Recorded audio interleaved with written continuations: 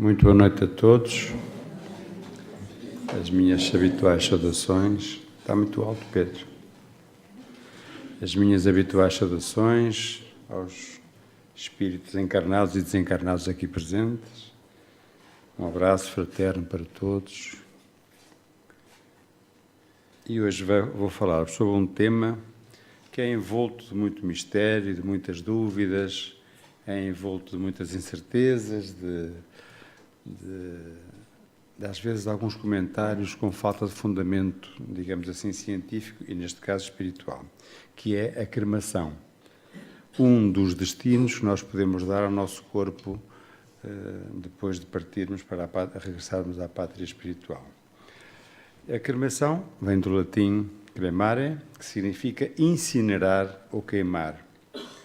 O símbolo da palestra está lá em cima nas mãos, que é o que resta do nosso cadáver quando é incinerado, é um punhado de pó que eu escolhi para vos mostrar como somos realmente tão insignificantes. É a combustão do corpo de uma forma rápida, feita em forno especial, que produz calor de 1100 a 1370 graus. Esta vai uma dedicatória especial para a nossa irmã Arménia, que é sempre uma friorenta, de certeza que aqui ela não terá frio. Os ossos reduzem-se a cinzas. Aqui não tens frio, filha. Os ossos reduzem-se a cinzas que podem ser guardadas em urnas. Em baixo temos exemplos de urnas das mais simples às mais sofisticadas. É um negócio. As urnas, quer para os cadáveres, quer para a cremação. É um método muito antigo e ascético, pois ocupa pouco espaço e do corpo apenas cinzas que são desfeitas com facilidade. Esta é uma fotografia da tradição nos países orientais, com vários tipos de madeira. As tradições culturais dizem que, consoante a casta, a elevação, digamos assim, da pessoa que morreu, tem um tipo de madeira, sendo o sândalo, que dá um cheirinho maravilhoso a queimar, sendo o sândalo restrito só para as pessoas de maior, digamos, craveira intelectual ou riqueza, etc.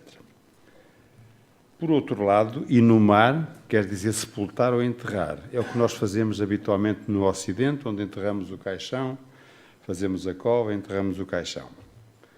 E, pelo contrário, exumar é uma coisa muito, muito rara, que se faz muito raramente, mas que é um verbo composto por ex e humus. Humus quer dizer terra, tirar da terra, e significa desenterrar ou retirar dentro da terra. Então, alguma história sobre a cremação para que entendamos depois o enquadramento espiritual disto. Desde o princípio, mesmo invocando-se pretexto de salubridade pública, porque era mesmo uma questão de saúde pública, no tempo da peste negra, de outras doenças, a cremação, a incineração, era um dos métodos preventivos da contaminação das doenças. A cremação foi tida como contrária à fé cristã, por atentar basicamente contra o dogma da imortalidade da alma e da ressurreição dos corpos. Eles entendiam que, ao queimar o corpo, já não podia depois haver a ressurreição. Tornando-se tal prática como destruição total e definitiva dos homens após a morte. Por esses motivos, houve muita hostilidade contra o catolicismo, num congresso de cremação em 1882. E o Código Canónico de 1917 arrumou com a questão e disse que é proibido expressamente a prática das cremações. Isto na Igreja Católica de então. Uma lei tornava obrigatório incinerar as pessoas mortas por doenças contagiosas, por uma questão sanitária, que era eficaz e eficiente, bem como também racionalizar o melhor uso da terra, do espaço da terra, para os enterrar. Os cidadãos passaram a considerar normal cremar todos os mortos e algumas religiões passaram a recomendá-la. No entanto, há religiões que não recomendam a cremação se não for feita unicamente com a intenção materialista de negar a ressurreição dos corpos, mas sim, e até recomenda vivamente, a prática de enterrar os corpos, para que não haja o risco de acabar com a tradição da ressurreição. Quando a pessoa morre, o cérebro, que está representado em baixo através das conexões dos neurónios cerebrais, demora até 32 horas para apagar os seus últimos neurónios.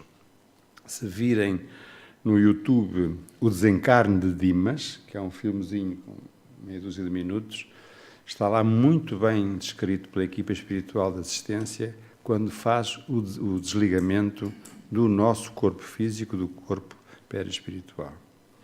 Já as células da pele ainda se dividem por mais 24 horas.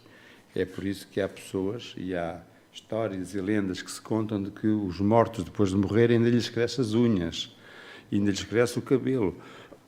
Não é que um dia faça grande coisa, mas na realidade isso acontece.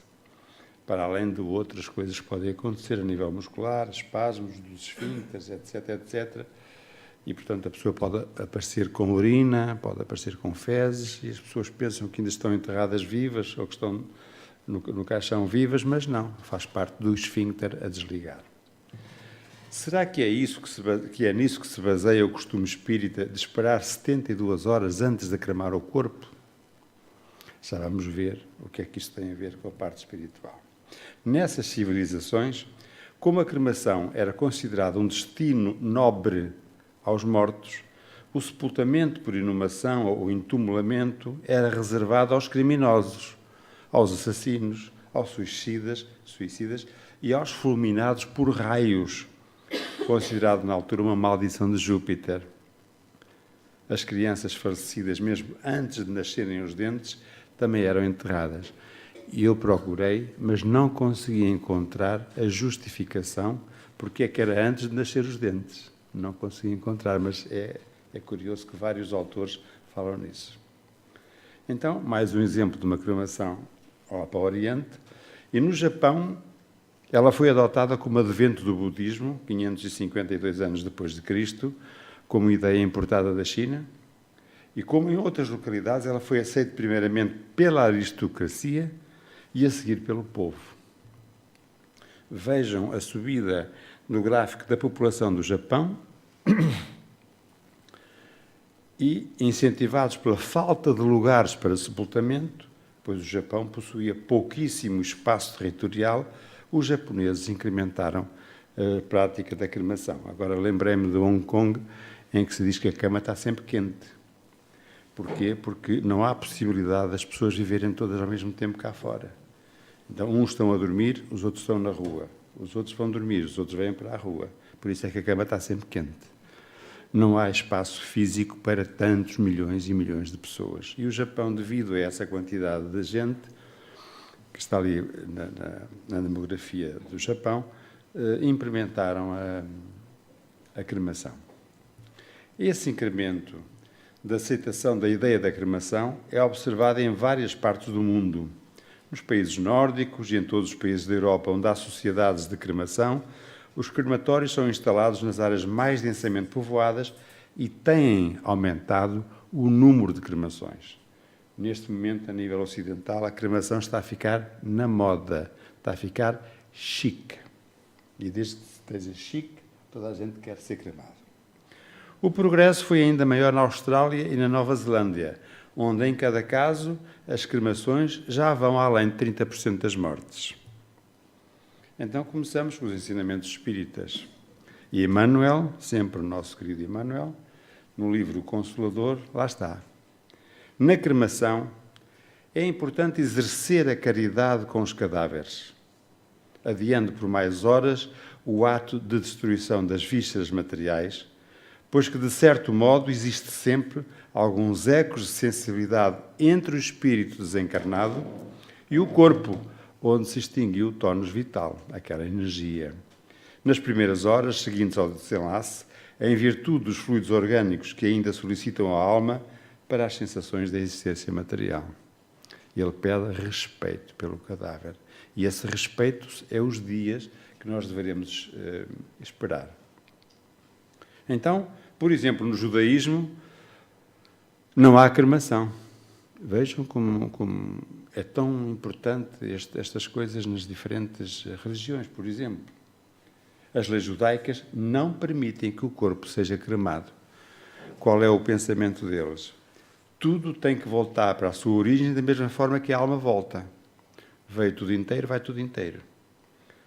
Se o nosso corpo saiu do barro e da terra, a maneira mais respeitável é colocá-la de volta, afirma o rabino.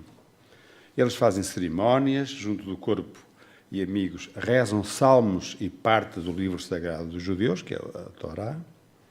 Os parentes mais próximos, por acaso há um programa que eu vos recomendo ouvir e que eu ouço sempre, porque é à terça-feira, começa às 23 horas, na Antena 1. E eu ouço sempre porquê? Porque venho aqui à reunião mediúnica e depois vou para o Ovar e vou sempre ouvir aquele programa. É das 11 à meia-noite, na Antena 1. É um programa que se chama E Deus Fez o Mundo.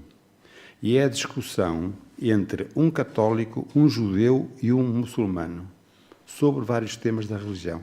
É uma delícia ouvir pessoas civilizadas com muito conhecimento sobre as suas doutrinas a discutir em total harmonia os pontos de vista.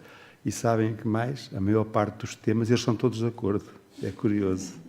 É curioso, a maior parte deles são todos de acordo.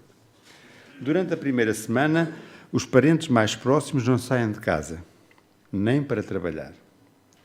Se os portugueses sonham com isto, não há cuidado com o corpo, porque a preocupação é voltada apenas para a parte espiritual. Por isso, todos os espelhos da casa são cobertos. Olhem que engraçado. Não é? Para não olharem para a parte material, para não se verem ao espelho, tapam os espelhos todos. Achei isto muito engraçado. Depois vem a Índia, que são os mestres da cremação. Na religião hindu é costume, após a morte de uma pessoa, a incineração do seu corpo. O fogo tem um caráter purificante. As chamas são encarregadas de libertar a alma individual do seu envoltório terreno e de levá-la para o céu, para a sua união com a alma universal. Ou para permanecer no samsara, que é o ciclo do renascer. Vejam a doutrina espírita aqui aplicada no hinduísmo. A cremação fazia-se antigamente com madeira de sândalo. O corpo é envolto num pano branco, para o caso dos homens, e o outro rosa para as mulheres. Também achei isto muito interessante. E transportado em macas pelos seus familiares, os homens da sua casa, até ao crematório. Assistem à incineração somente os homens de família. Os filhos varões do defunto, vestidos com roupas brancas, e a cabeça rapada em sinal de purificação. Para complementar esse ritual funerário, acercam-se da pira, que é aquela fogueira toda, e o mais velho, depois de dar 5 voltas ao redor, acenderá o fogo.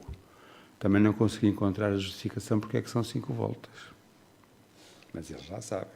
Consumido o fogo, as cinzas são recolhidas e espalhadas no rio Ganges, que é aquele rio muito limpinho que passa lá na Índia.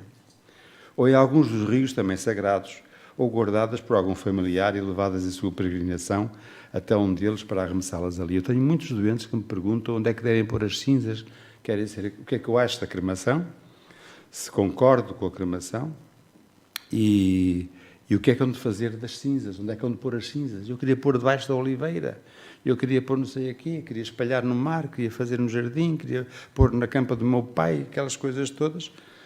E eu digo sempre, olha, quando for as minhas, se puserem aquilo debaixo de uma árvore, aquilo vai secar de certeza, da minha ruindade, aquilo vai secar. Portanto, ponham onde vocês quiserem, porque aquilo é pó, é matéria que não tem qualquer tipo de interesse. Lá meto a minha colheradazinha, sempre que eu posso. Os familiares, uma vez completado o rito funerário, a observação para a sua purificação, um isolamento social, numa atitude de recolhimento, assim como uma dieta restrita que incluirá o cozinhar de alimentos de forma primitiva, fogo sobre a terra e caçarolas de barro. Finalizado este período, que varia segundo os costumes, normalmente 15 dias, convida-se a família para um banquete simbolizando a continuação da vida. Olha que interessante esta tradição dos indianos. Quando é que a cremação não é autorizada ou não é efetuada? Quando há o falecimento de uma criança, aí ela é lançada ao rio Ganges. Quando são leprosos, porque entendem que já sofreram o suficiente em vida. Quando se trata de sacerdotes ou santos, porque acreditam que que a sua vida dedicada à espiritualidade e à santificação já não é necessário estarem a ser cremados. As viúvas são reconhecidas por vestir roupa de cor branca e geralmente não lhes é permitido voltar a casar. E a sua posição social torna-se difícil e um tanto ambígua. Algumas considerações, então, para avançarmos na nossa conversa. Os seres humanos, premidos pelo medo do desconhecido, sempre pensaram em devolver à natureza o que da natureza é. O mais comum é devolver à terra. Os aspectos religiosos têm um peso muito grande na forma como nos desfazemos desses restos mortais. Epidemias, necessidades de espaço e outras considerações acabaram resultando na escolha da cremação. E então, o Richard Simonetti, no livro Quem tem medo da morte, que recomendo leiam, é um livro pequenino que se lê num instante, diz-nos que nos fornos crematórios de São Paulo espera-se o prazo legal de 24 horas, não obstante o regulamento permitir que o cadáver permaneça na câmara frigorífica pelo tempo que a família quiser, observando que os espíritas costumam pedir 3 dias, mas há quem peça 7 à cautela. O que é que nos diz Emmanuel sobre o assunto? Foi-nos transmitido por Chico Xavier. E ele diz que a cremação é legítima para todos os que os desejam, desde que haja um período de pelo menos 72 horas de espera para a ocorrência em qualquer forno crematório, o que poderá se verificar com o depósito dos despojos humanos em ambiente frio. Ou seja, o cadáver aguenta 3 dias na casa mortuária, na câmara frigorífica, e a partir daí pode ser cremado. Já vamos ver se é suficiente, porque é que é suficiente ou se não é suficiente. E eu já disse à minha família, quando eu partir, 3 dias na câmara frigorífica e depois forno crematório. E depois ponham para o lixo a cinza. Diz-se que com o desencarne, começamos a entrar na parte espírita, os laços que unem o corpo físico com o perispírito se desfazem lentamente, a começar pelas extremidades. Nesse filmezinho do Desencarne de Dimas está muito bem descrito a equipa espiritual a desligar dos centros de força todos os cordões que ligam a essas células e a terminar nos órgãos principais, cérebro e coração. Assim, o desligamento total somente ocorre com o rompimento definitivo do último cordão fluídico que ainda liga ao corpo. Afirmam ainda que se o espírito estiver ligado ao corpo, não sofrerá dores, porque o cadáver não transmite sensações ao espírito, mas transmite impressões extremamente desagradáveis, além do trauma decorrente do desligamento violento. O que é que nos diz o Livro dos Espíritos? Questão 164. Todos os espíritos experimentam, no mesmo grau, pelo mesmo tempo, a perturbação que se segue à separação da alma e do corpo? E a resposta dos amigos espirituais é não. Pois isso depende da sua elevação. Aquele que já está depurado se reconhece quase imediatamente porque se desprendeu da matéria durante a vida corpórea, enquanto que o homem carnal, cuja consciência não é pura, conserva muito mais tempo a impressão da matéria. Ora, neste caso, a pessoa, se tiver esse conhecimento, essa sensibilidade, deverá prolongar um pouquinho a sua cremação, se for possível. Porque senão pode ainda ter algum sofrimento. E então, o filósofo Sócrates respondia com justeza aos seus amigos que lhe perguntavam como é que queres ser enterrado. E ele dizia, enterrai-me como quiserdes, se puderdes.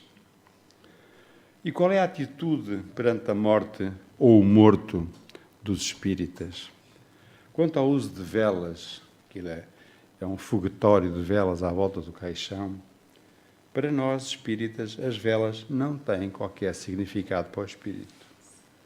Eu às vezes vejo pessoas de família com as velinhas acesas, com aquilo aos santos e tal, e eu digo sempre, quem precisa de luz somos nós, os santos não precisam de luz nenhuma. Nós é que precisamos de iluminação, e não é dessas lâmpadas, dessas luzes, é da outra que vem de cima. Para nós, as velinhas não têm qualquer significado, porque a morte, diz-nos Chico Xavier, é a mudança de casa, apenas, sem mudança essencial da pessoa. O espírito continua a ser o mesmo, mudamos daqui para lá, neste caso de Portugal para o espaço espiritual. Ensina-nos Kardec sobre a condição moral. A causa principal da maior ou menor facilidade do desprendimento é o estado moral da alma. Vejam a nossa responsabilidade sobre o desencarne, porque somos nós que temos essa responsabilidade em termos morais. A afinidade entre o corpo e o perispírito é proporcional ao apego que nós temos à matéria. A minha casa, ainda ontem falávamos nisso, a minha casa, o meu carro, os meus quadros de coleção, os meus tesouros, as minhas coisas. O apego à matéria que nos amarra cá. Esse apego atinge o seu máximo no homem cujas preocupações dizem respeito exclusivo e unicamente à vida e aos gozos materiais, ensina-nos Kardec. E André Luiz fala-nos sobre o choro na hora da morte. As lágrimas aliviam, diz ele. No entanto, a atitude do espírita deve ser de compreensão, de oração e de resignação. Devemos aproveitar a oportunidade do sepultamento para orar ou para discorrer sem afetação, quando chamado a isso, sobre a imortalidade da alma e sobre o valor da existência terrena. Há muitos de nós que dizemos: vou para o cemitério para orar e vou lá levar flores. Eu costumo dizer, levamos muitas flores depois do morto, mais do que em vida, porque os remorsos são maiores depois do morto. E digo sempre às pessoas que comigo perguntam e comentam o tema, dizendo que para orar não precisamos de ir para o cemitério. No nosso cantinho podemos falar com o nosso Pai do Céu e pedir ajuda para aquele espírito desencarnado. O fim nem sempre é o final, diz-nos Beto Accioli, mas pode ser um sinal de renovar ou de renascer. A morte é apenas uma viagem, a passagem de uma vida para outra vida.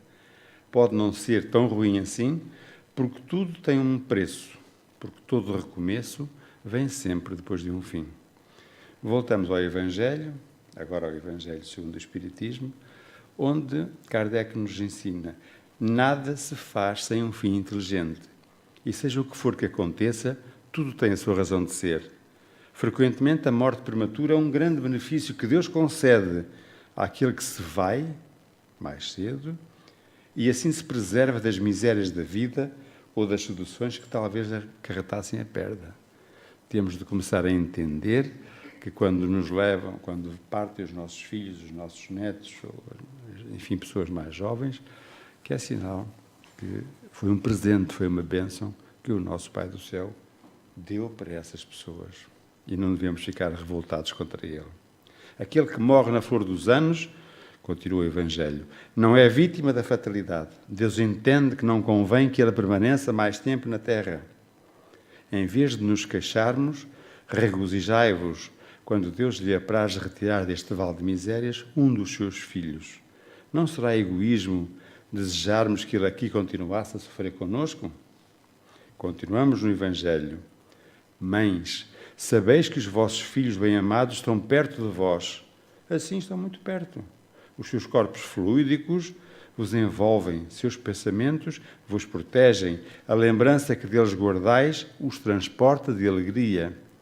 Mas também as vossas dores, sem razão, os afligem, porque denotam falta de fé e exprimem uma revolta contra a vontade de Deus. Ante os que partiram, diz-nos Emmanuel, nenhum sofrimento na terra será talvez comparável ao daquele coração que se debruça sobre outro coração regelado e querido que o caixão transporta para o grande silêncio. Quando semelhante provação te bate à porta, reprime o desespero e dilui a corrente na fonte viva da oração, porque os chamados mortos são apenas ausentes e as gotas do teu pranto fustigam a alma com chuva de lei. Voltamos a Kardec. Façam o que vocês quiserem, a Sócrates, façam o que vocês quiserem, pois quando o meu corpo morrer, eu estarei bem longe daqui. Vejam, há quantas centenas de anos aquela alma já sabia estas coisas. E Kardec ensina-nos O conhecimento do Espiritismo ajuda-nos em encargo? Perguntam-lhe. Ele diz ajuda, mas o seu desenvolvimento moral é que vai ser o fundamental. Depende então da preparação moral que o espírito realizou. Depende do apego às coisas terrenas. Ainda segundo a ótica espírita, o tempo de desencarnação varia caso a caso e depende de muitos fatores. Não se pode tornar esse valor dos 3 dias como exato, mas sim como uma sugestão do tempo médio. Possivelmente, originou-se em 1971, quando Chico Xavier, citando Emmanuel, respondeu que deveríamos esperar pelo menos 72 horas antes de começarmos a cremação. Há, todavia, espíritos que se apegam ao corpo, mormente quando não têm esclarecimentos e desencarnam em processos violentos. Mas mesmo nos países em que com frequência procede à cremação do corpo, isso não é imposto por lei. Cada pessoa escolhe de acordo com a sua consciência. Há mais questões que podem ser respondidas pela pesquisa sobre o assunto. O Espiritismo não recomenda nem proíbe a cremação. Depende da consciência de cada um. Sendo assim, o fenómeno da morte nada mais é do que o desligamento de todos os fios fluídicos do perispírito, libertando o espírito do cárcere material do corpo. Uma vez ocorrido tal desligamento no processo da morte, o espírito não pode voltar a animar aquele que foi o seu veículo da carne. E perguntamos, será que o espírito desencarnado sofre quando o seu corpo é queimado? E vem a resposta. Se com a morte, como vimos, o espírito está totalmente desligado do corpo material, poderíamos concluir de imediato que tudo o que fosse feito com o cadáver não deveria atingir o espírito, por falta de ligações reais, assim poderíamos cremar o cadáver. Mas as coisas podem não ser bem assim, porque o espírito, mesmo libertado da matéria, continua a pensar e a ter desejos e a ter sentimentos. Então, para as criaturas que ainda não estão totalmente espiritualizadas, que viveram na Terra ligadas aos bens materiais, a morte não impede que o pensamento do espírito esteja concentrado no seu cadáver por uma espécie de saudade e por se reconhecer naquele momento, que daquele momento em diante está impedido de usufruir um instrumento carnal para fazer as coisas que estava habituado a fazer. Esta é uma forma como entramos no forno crematório, para aqueles que nunca viram. E, novamente, Ricardo Simonetti, no seu livro, diz-nos que sofrem mais os espíritos muito apegados à matéria, os sensuais, os que se agarram aos prazeres da vida. Lá vem a imoralidade outra vez. Acreditamos que não são sensações físicas, mas sim sensações emocionais e morais. O judaísmo e o islamismo não aceitam a cremação.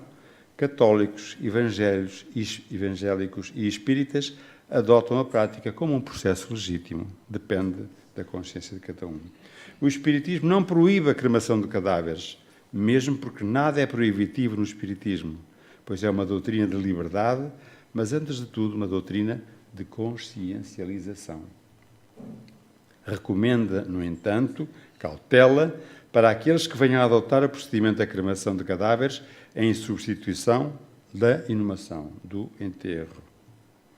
Nosso corpo material, que é energia densa, liga-se ao espírito, que é o ser inteligente, de essência sublimada, através do nosso perispírito, elemento mediador entre os dois corpos de naturezas extremamente diferentes. O perispírito é um envoltório semimaterial do espírito, constituído de substância etérea e sutil, mais fluídica do que o material, mas menos fluídica do que o espírito. Que esta parte material é muito menos densa do que a matéria do corpo da carne.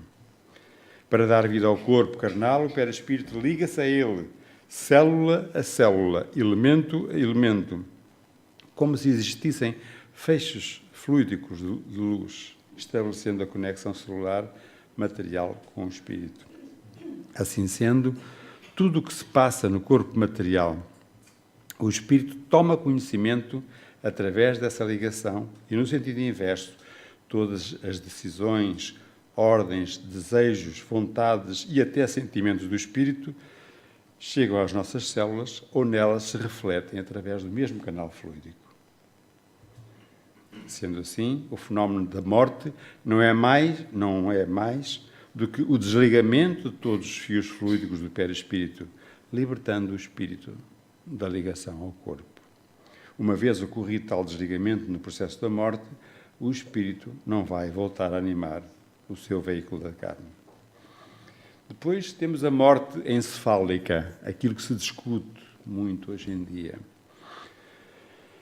Na morte encefálica do encéfalo, do nosso cérebro, ocorre uma alta pressão e, por isso, o sangue deixa de circular no cérebro. Os neurónios ficam inchados, rompem-se, não há mais qualquer transmissão de impulsos nervosos, dos mediadores bioquímicos. Entre os neurónios, as células param de funcionar. E esta paragem é irreversível e é aqui que se baseia a definição de morte. Em 48 horas, todos os demais órgãos deixam de funcionar, a não ser que sejam mantidos com aparelhos. Portanto, deve-se deixar claro que mesmo que uma pessoa tenha os batimentos cardíacos, os seus pulmões ou rins estejam funcionando, no estado atual da medicina não poderá se recuperar se já tiver ocorrido a morte encefálica. É por isso que há aquela decisão, por uma junta médica de 3 médicos, para desligar as máquinas quando já há uma morte cerebral. Ao espiritismo, cabe analisar um fenómeno ligado à morte, mas que não ocorre necessariamente no mesmo momento que é o desencarne, já que este se processa na dimensão espiritual. E o que é que nos diz o Livro dos Espíritos sobre a morte encefálica e o desencarne? Na questão 154. A separação da alma e do corpo é dolorosa? Olhem a resposta. Não. O corpo frequentemente sofre mais durante a vida do que no momento da morte. Neste, a alma nem sente. Os sofrimentos que às vezes se provam no momento da morte são um prazer para o espírito que vê chegar ao fim o seu êxito. O seu exílio. Desculpem, o seu exílio. Como se opera a separação da alma do corpo, na pergunta 155?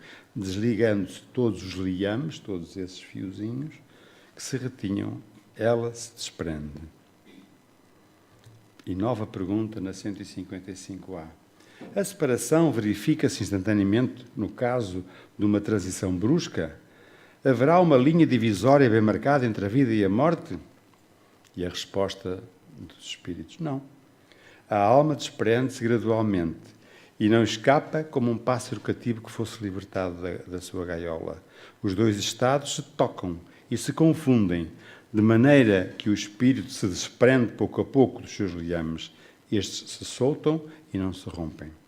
A observação prova que no instante da morte o desprendimento do espírito não se completa subitamente.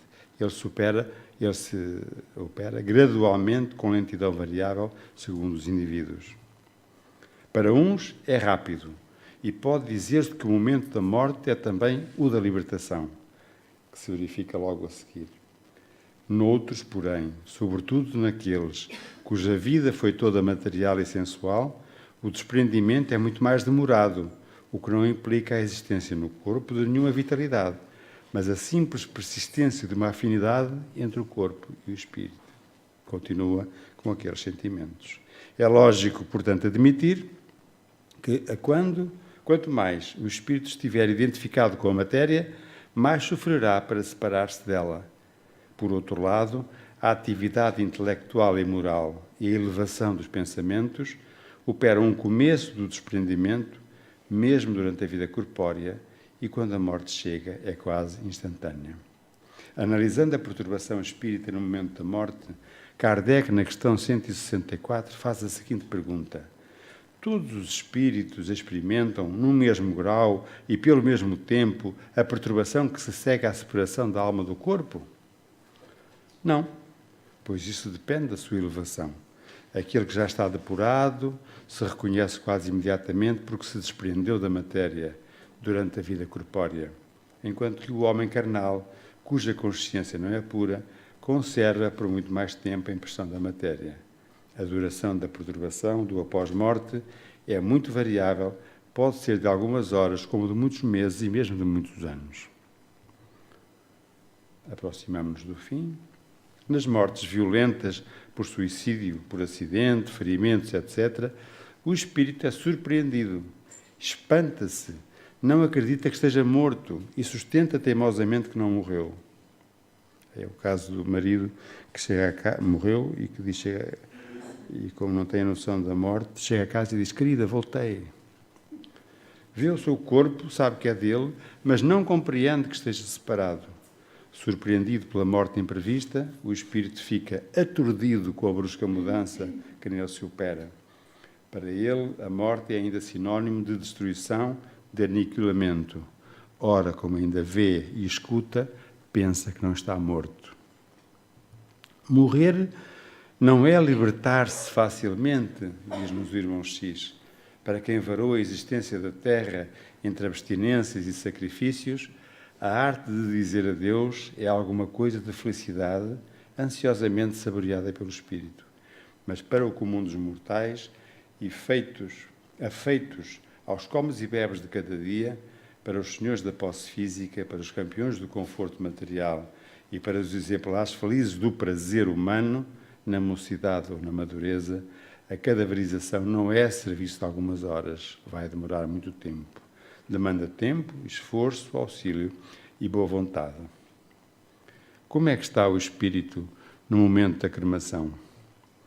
Se com a morte, como vimos, o espírito está totalmente desconectado do corpo material, poderíamos concluir de imediato que tudo o que fosse feito com o cadáver não deveria atingir o espírito pela falta de ligações reais. Assim, poderíamos cremar o cadáver, mas as coisas podem não ser bem assim, porque o espírito, mesmo libertado da matéria, continua a pensar e a ter desejos e sentimentos.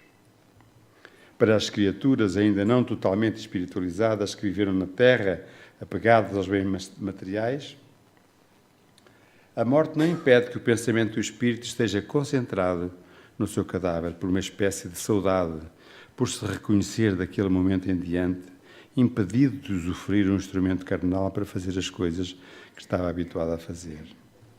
Emmanuel, no livro O Consolador, diz-nos que na cremação faz-se fundamental exercer a caridade, já é repetida esta informação, com os cadáveres, adiando algumas horas o ato da sua destruição. E Leon Denis também, no livro O Problema do Ser, diz-nos que, em tese geral, a cremação provoca desprendimento mais rápido, mais brusco e mais violento, doloroso mesmo para a alma apagada à terra, pelos seus hábitos, gostos e paixões. É necessário certo desapego antecipado dos laços materiais para sofrer sem dilaceração a operação crematória. Eu estou a falar nestas coisas espirituais no que diz respeito à cremação, que também se aplicam noutra morte qualquer. O que eu quero chamar a atenção é para a importância, por exemplo, de não fazermos a eutanásia, porque durante esse período em que o espírito está a sofrer no corpo, esse tempo final da sua vida, ele tem a consciência, ele cria esta clarividência de entender o que é que está a passar e de se desligar da materialidade. E isso permite-lhe partir em paz. Enquanto que se nós fizermos outro tipo de atitudes com o doente, digamos assim, isso já não acontece. Já ouvimos, Emmanuel está a repetir este slide, das 72 horas. Este também. Se pudéssemos, pediríamos tempo para os mortos, diz-nos o irmão X. Se a lei divina fornece um prazo de 9 meses para que a alma possa renascer no mundo com a dignidade necessária, por que razão o morto deve ser reduzido a cinza com a carne ainda quente? Pergunta o irmão X. Que mal poderá fazer aos vivos o defunto inofensivo, sem qualquer personalidade nos cartórios? Não seria justo conferir pelo menos 3 dias de preparação e refazimento ao peregrino das sombras para a desistência voluntária dos enigmas que o aflige na retaguarda? O irmão X também, como Emmanuel, advoga que devemos esperar os 3 dias. Muito mais importante que semelhantes cuidados seria cultivarmos uma existência equilibrada, marcada pelo esforço da autorrenovação e da prática do bem, a fim de que, em qualquer circunstância da nossa morte, nos possamos libertar prontamente, sem traumas, sem preocupação com o destino do nosso corpo. Se o espírito estiver muito ligado ao corpo físico, vai doer, e a sensação de dor é um registro arquivado no espírito. Não podemos desconsiderar, porém, a generosidade da misericórdia de Deus, o trabalho abnegado dos trabalhadores espirituais e do próprio guia do desencarnante para que o processo seja o mais ameno possível. Aqui é que está a importância da nossa prece quando vamos aos funerais. Fazer esta prece para pedir a ajuda espiritual para o desligamento daquele nosso irmão e o seu encaminhamento. Na questão 323, a visita ao cemitério, a visita ao túmulo, proporciona mais satisfação ao espírito do que uma prece feita em sua intenção? Pergunta Kardec. E a resposta: a visita ao túmulo é uma maneira de se manifestar que se pensa no espírito ausente. É a exteriorização desse facto. Eu já vos disse que é a prece que santifica o ato de lembrar. Pouco importa o lugar, se a lembrança é ditada pelo coração. E André Luís diz-nos que a saudade somente constrói quando associada ao labor do bem. Estamos a terminar, voltamos ao Evangelho, que nos diz que as preces pelos espíritos que acabam de deixar a Terra têm por fim não apenas proporcionar-lhes uma prova de simpatia, mas também ajudá-los a se libertarem das ligações terrenas, abreviando a perturbação que segue sempre à separação do corpo e tornando mais calmo o seu despertar. Este é o velório que se faz nas nossas igrejas, em que o próprio espírito do desencarnado está a dizer pouco barulho, porque as pessoas que estão ali no velório estão a falar de tudo menos do morto. Estão a falar de tudo e a brincar como se aquilo fosse representa horas que sucedem ao desencarne e que são importantes para o recém-liberto. Eu lembro-me que uma vez fui muito criticado pela família, porque fui a um funeral de uma pessoa de família, peguei numa cadeira e sentei-me um pouco à frente, um cantinho, em prece, por aquele irmão que tinha partido, meu familiar. Fui muito criticado porque não estava a receber sentimentos lá à entrada da porta para as pessoas verem. Até deixei de comer durante um mês por causa disso. Chico Xavier fala-nos nas 72 horas.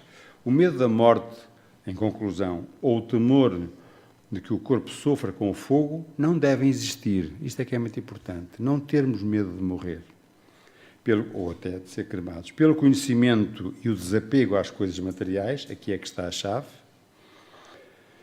que o corpo físico, descobre-se que o corpo físico é passageiro. É a máquina de que se serve o espírito para cumprir as suas tarefas. Há, todavia, espíritos que se apegam ao corpo, maiormente quando não têm esclarecimentos e desencarnam em processos violentos. Mas mesmo nos países em que com frequência se procede à cremação do corpo, isso não é imposto pela lei. Depende da consciência de cada um. Então, o velório deve ser este, em que nós olhamos e os espíritos, não sei se consegue ver bem com a luz, e os espíritos dançam e brincam de alegria por estarem a partir para o lado espiritual da vida. Não dá para ver que tem muita luz, não é? Vê-se aqui os espíritos a dançar, enquanto os familiares estão com lenço a dizer adeus, uma cara muito séria, e eles a dançar todos contentes por estarem a desencarnar. E era isto que eu trazia como mensagem de hoje, agradecendo a vossa atenção e colocando-me à vossa disposição.